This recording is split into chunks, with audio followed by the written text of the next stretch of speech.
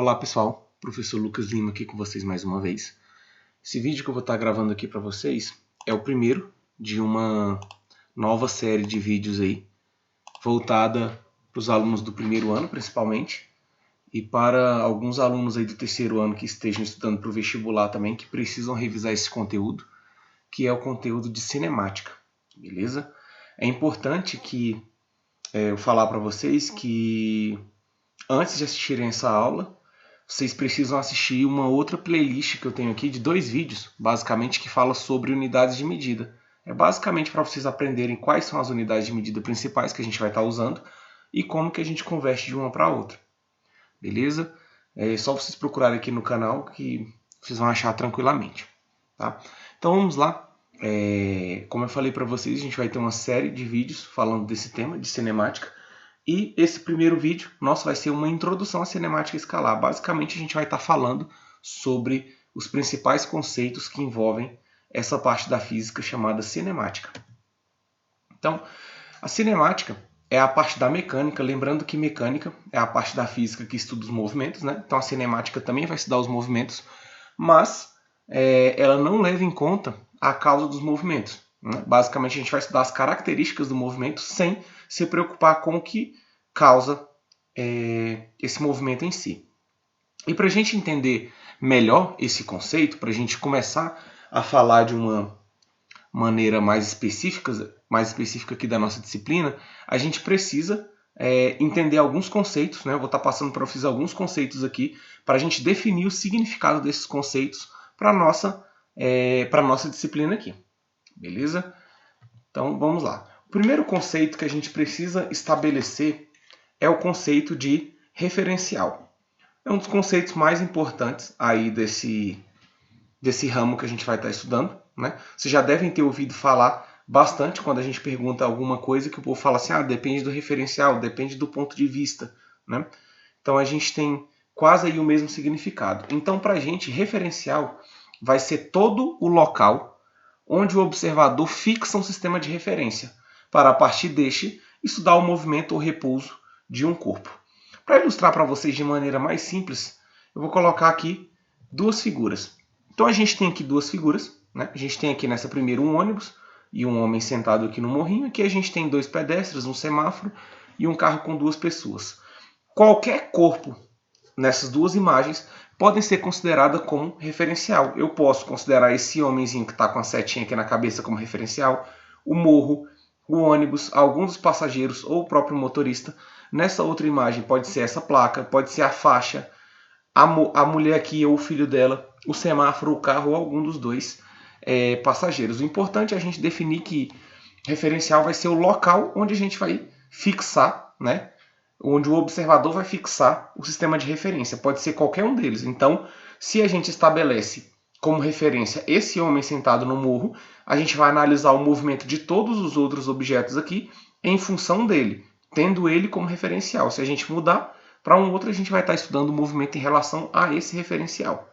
Beleza? Mais para frente fica um pouco mais fácil da gente entender. O segundo conceito que a gente tem que falar é o conceito de ponto material. O ponto material são corpos de dimensões desprezíveis, né? Quando a gente compara as dimensões desse corpo com outras dimensões envolvidas no sistema. Então a gente vai dizer que ele é um ponto material, porque as dimensões dele não interferem, não influenciam na resolução do problema. Um exemplo que a gente tem aqui é uma formiga na calçada. Percebe que toda essa calçada aqui em azul é muito maior do que a formiga. Então o tamanho dela se torna desprezível. A gente pode dizer que ela é um pontinho nesse todo aqui. Lembrando que ele pode ser, embora ele seja ponto material, a massa dele a gente não vai dizer que é desprezível. Em algum outro tipo de problema que precisar de massa, né, a gente pode estar utilizando a massa dele, mas o tamanho dele aqui para a gente vai ser desprezível, nesse exemplo. Um outro que a gente pode ter é um caminhão na estrada. Se a gente pegar, por exemplo, uma estrada inteira, uma rodovia, e pensar num caminhão em relação a ela, a gente vai perceber que o tamanho desse caminhão não influencia em muita coisa na observação do trajeto dele ao longo dessa BR. Né? Então a gente tem aí 2 exemplos de ponto material. Aí o outro exemplo que a gente precisa falar é sobre corpo extenso. Né? E aí a gente tem aqui, já vou colocar aqui os exemplos para vocês para ficar mais fácil. Então, o corpo extenso vai ser o contrário do ponto material. Nesse caso, as dimensões dele não são desprezíveis. No caso, a gente precisa levar em consideração o tamanho dele, né? Porque vai influenciar na resolução de problemas. Então, se a gente analisa aquela mesma formiga em relação a uma pedra pequenininha, perceba que é quase do mesmo tamanho. Então, se a gente for calcular, por exemplo, o tempo que essa formiga demora para percorrer o comprimento dessa pedra, o tamanho dela vai influenciar bastante. Se a gente observar um caminhão dentro de uma garagem, a gente percebe que a garagem é feita praticamente para o tamanho dele. Então, isso também influencia, né? Então, num tipo de problema desse, o tamanho do caminhão influenciaria na resolução de problema. Então, quando o tamanho influencia na resolução do problema, é um corpo extenso. Quando não influencia, a gente chama de ponto material. Para ilustrar para vocês, de forma mais simples, é importante que vocês lembrem-se disso aqui, ó, que o ponto material ou corpo extenso vai depender do referencial de observação. Não depende exclusivamente do corpo em si. Porque, por exemplo, eu coloquei para vocês uma formiga e um caminhão. Se a gente for parar para pensar, uma formiga é um corpo pequeno, né, digamos assim. E o caminhão é um corpo grande. E eu mostrei que, dependendo da situação, o caminhão, mesmo sendo grande, pode ser um ponto material. E a formiga, mesmo sendo pequena, pode ser um corpo extenso. Vai depender do nosso referencial de observação e da situação que a gente está analisando também. Beleza? Então não se esqueçam disso. Printem essa tela aqui que é extremamente importante para vocês. Para ilustrar para vocês um pouquinho mais do que eu falei, eu peguei a Terra, que se a gente for parar para pensar, a Terra é um planeta, né? Então a gente considera como algo grande. E a Terra basicamente descreve dois tipos de movimento. É o movimento de translação em torno do Sol e o movimento de rotação em torno do seu próprio eixo. Se a gente pensar a Terra no seu movimento de translação, a gente está falando de só mais um planeta ao longo do sistema solar. Então, Terra, comparado com o sistema solar, é um ponto material. Se a gente for parar para pensar, o sistema solar é muito maior do que a Terra. Quando a gente vai para o movimento de rotação em torno do próprio eixo, a gente percebe que as dimensões diminuíram. Então, nesse caso, o tamanho da Terra influencia. A gente não consegue desprezar as dimensões da Terra quando a gente está falando da rotação em torno do próprio eixo dela. Acredito que com esses exemplos tenham ficado mais tranquilo para vocês entenderem. Vamos seguir aqui com os nossos conceitos. O quarto conceito que eu preciso falar para vocês é o conceito de trajetória.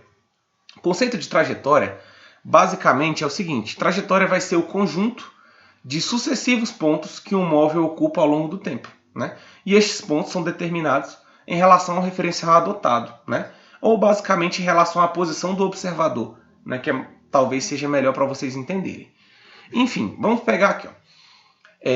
Já está até escrito, né, que a trajetória descrita por um móvel depende do referencial. Vamos tentar entender o que seria isso. Imagine que você está na areia, né, lá na praia, e aí vocês já devem ter visto isso aqui, que quando você anda ficam as suas pegadas. Uma pessoa que vier logo atrás de você consegue entender exatamente a trajetória que você descreveu. Nesse caso aqui, ó, a trajetória foi mais ou menos essa aqui, ó. Né? Se a gente for parar para pensar, essas setinhas aqui escrevem mais ou menos como é que foi a sua trajetória ao longo desse tempo, né? Então a trajetória vai ser uma linha que vai unir as posições ocupadas pelo móvel, né, em cada instante de tempo. Coloquei aqui para vocês um outro exemplo aqui, que é de um jogador chutando a bola, né? Então, ó, percebam que quem estiver na posição aqui que a gente está, na posição de espectador, consegue ver, ó, a partir do momento que ele dá esse chute na bola, a bola vai pegar aqui, ó, vai sair nessa direção e vai fazer um movimento parecido com esse arco que a gente está vendo. Vocês concordam comigo que o jogador que chuta essa bola, ele não consegue ver essa mesma trajetória? Aí entra isso daqui que eu falei para vocês, ó, que a trajetória vai depender do referencial e do local de observação, né, do observador, do ponto, da posição que ele vai estar em relação ao movimento. Então isso é extremamente importante para vocês. Essa vai ser a nossa definição de trajetória. Beleza? Vai ser o caminho percorrido pelo móvel. Beleza? Então, passando aqui mais para frente, a gente tem o nosso próximo conceito, que é o conceito de posição. E o conceito de posição é bem tranquilo para a gente. É até um pouco sugestivo o nome, que basicamente vai ser a localização de um móvel em uma trajetória. Então, eu desenhei para vocês aqui uma reta, né? Então, eu tenho uma trajetória em linha reta, na maioria dos exemplos a gente vai considerar uma linha reta. ela é separada em quilômetros, onde entre cada barrinha dessa a gente tem 10 quilômetros, e aí a gente tem várias posições aqui, várias marcações. Então, digamos que um móvel esteja aqui, ó, no ponto 10, né? Esse ponto é o ponto 10 em relação ao zero, se a gente for parar para pensar. Então, a posição que a gente vai dar é sempre em relação a um ponto que a gente considera como origem dos espaços, como nossa referência, como marco zero, que nesse caso está aqui marcado com zero aqui para vocês. Então, a posição vai ser 10 km. Então, a gente pode dizer que a posição 1, né, é 10 km. Ou, como a gente vai representar a posição sempre com a letra S, a gente pode escrever S1 igual a 10 km. Então, a partir de agora, quando eu colocar um S maiúsculo para vocês, significa posição. Lembrando que o S minúsculo é segundo, beleza? Em alguns livros pode aparecer para vocês, ao invés de posição, pode aparecer espaço, mas é a mesma ideia, tá bom? Então, vamos lá. Próximo aqui, digamos que a gente tenha um automóvel nessa posição aqui 40. Então, a gente vai dizer que a posição 2 é 40 km, ou S2 igual a 40 km. E a gente pode ter aqui uma terceira posição, né, que seria a posição menos 30. Né? Então, a gente diria que a posição 3 é a posição menos 30. Né? Então, bem sugestivo para vocês o que significa posição. Quiserem tirar o print, podem tirar. Eu vou estar passando aqui agora, próximo slide. Importante aqui para vocês, para a gente voltar lá naquela nossa ideia de referencial.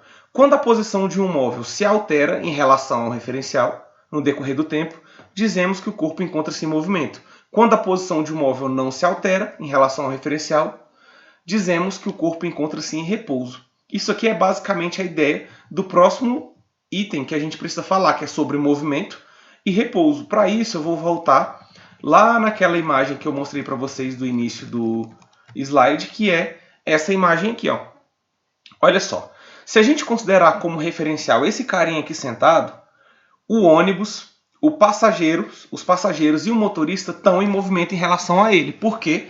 Porque vai haver uma mudança de posição, vai ter um deslocamento entre eles. Vocês percebem que nesse instante em que o ônibus está nessa posição e o ônibus está se locomovendo aqui para a direita, todo mundo dentro do ônibus e o próprio ônibus estão se aproximando do referencial adotado, né? E a partir do momento que passar dele, vai estar se distanciando, né? Então, está tendo uma mudança de posição relativa entre eles, está tendo uma aproximação e depois um distanciamento. Então, a gente diz que o ônibus e qualquer pessoa dentro do ônibus está em movimento em relação a esse referencial. Se a gente considerar como referencial o motorista, a gente percebe que qualquer um dos passageiros em relação ao motorista estão em repouso. Por quê? Porque a distância entre eles não vai mudar, não vai ter um deslocamento entre eles. Eles podem viajar do Distrito Federal até o Maranhão, que é uma distância extremamente grande, que a distância entre eles não vai mudar, certo? Então, espero que vocês tenham entendido essa ideia de movimento e repouso. Um corpo está em movimento em relação a outro corpo se houver variação de distância entre eles. Se não houver variação de distância entre eles, a gente vai dizer que aquele corpo em relação a esse dado referencial está em repouso. Beleza? Então vamos aqui para o próximo exemplo que a gente tem, que é o exemplo de deslocamento. O deslocamento aqui para a gente vai ser a variação da posição de um móvel em um referido intervalo de tempo. Sempre que for falar da palavra variação para vocês aqui em física, vocês vão ter um delta aqui para representar isso, né? E como a gente está falando de posição, posição é representado pela letra S, não é? Então a gente tem um delta S, como está aqui, ó. E a variação de qualquer coisa é a coisa final menos a inicial. Nesse caso vai ser posição final menos a inicial. Peguei aqui aquela mesma imagem que eu usei anteriormente para vocês para falar sobre posição, para a gente estar trabalhando um pouquinho, ó. Calcule o deslocamento considerando, primeiro exemplo aqui, ó, a posição 1 como 10 e a posição 2 como 40. Então, nesse exemplo, a gente tem posição inicial 10, posição final 40. Aplicando a equação que a gente tem aqui, ó, ficaria ΔS igual posição final 40 menos posição inicial, que é 10. 40 menos 10, 30. Então, houve um deslocamento aqui de 30 quilômetros, beleza? Se a gente considerar aqui agora que a posição 1 é 40 e a posição 2 é menos 30, a gente percebe que o movimento começa aqui e termina nesse ponto. Então a gente aplica também a fórmula. Nesse caso, posição inicial 40, posição final menos 30. Né? Então a gente vai ter aqui, ó, ΔS igual posição final menos 30 menos a posição inicial, que é 40. Isso vai dar menos 70. Significa que eu tive um deslocamento de menos 70. O que é isso? Eu voltei 70 km na minha trajetória. No exemplo anterior, eu tive um deslocamento de 30. Então eu progredi, eu aumentei 30 km aqui na minha trajetória. Eu andei, como é que diz? Prossegui, digamos assim. A gente foi no sentido crescente da nossa trajetória, 30 km, podemos dizer assim. Isso fica mais claro para a gente quando a gente for falar sobre velocidade. Então, nesse primeiro exemplo, a gente teve um movimento orientado para a direita, e no segundo, aqui na letra B, a gente teve um movimento orientado para a esquerda. Beleza?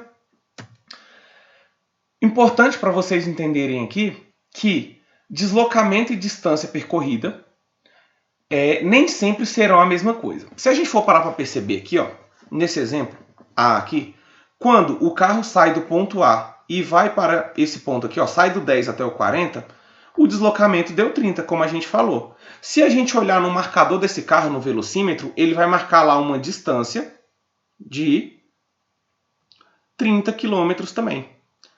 Nesse caso, a gente tem que a distância e o deslocamento são a mesma coisa, só que nem sempre isso vai acontecer. E para isso eu coloquei para vocês um exemplo aqui, ó, de um circuito de Fórmula 1. Então, reparem aqui esse circuito de Fórmula 1. Vocês concordam comigo que aqui, ó, é a largada? Então, digamos que esse circuito de Fórmula 1 tenha, por exemplo, 2 km. Todo esse circuito aqui, toda essa extensão da pista, e que para você completar uma prova, você tem que dar 50 voltas. Beleza? Vocês vão concordar comigo que um cara, quando termina essa prova, ele percorre, né, 100 km. Essa é a distância que ele percorre. Se vocês olharem lá no marcador do carro, vai estar lá 100 km. No entanto, o deslocamento dele, se a gente colocar aqui, ó, o ΔS vai ser 0. Pode dar um nó na cabeça de vocês, mas eu vou explicar para vocês. Olha só. A corrida começa nesse ponto aqui que eu vou chamar de ponto X. A corrida começa aqui, ó. Depois que ele passar por esse ponto pela 50ª vez, ele vai ter terminado a prova. Então percebe que a posição final é X e a posição inicial também é X. Então não teve variação de posição. Ele ficou andando em círculos, digamos assim. Né? Ficou andando sempre em volta da mesma posição. Nesse caso, o deslocamento é 0. Se vocês forem colocar na fórmula, ó, ΔS, S menos S0 fica ΔS, X menos X. Um número menos ele mesmo é 0. Beleza? Então, não confundam deslocamento com distância percorrida. Na maioria das vezes, né? Na maioria das vezes é igual, mas há casos, né? Vários casos, na verdade, em que acontece essa exceção, que o deslocamento e a distância percorrida não serão iguais. Beleza? Então, o que tinha para falar com vocês era isso, né? Hoje, sobre os conceitos iniciais. Espero ter ajudado vocês. Qualquer dúvida, vocês podem estar me procurando, tirando dúvida pelos comentários aqui do vídeo. Não se esqueçam de se inscrever no canal, curtir o vídeo, compartilhar para as pessoas que vocês conhecem e me seguir lá no Instagram. Valeu e até a próxima!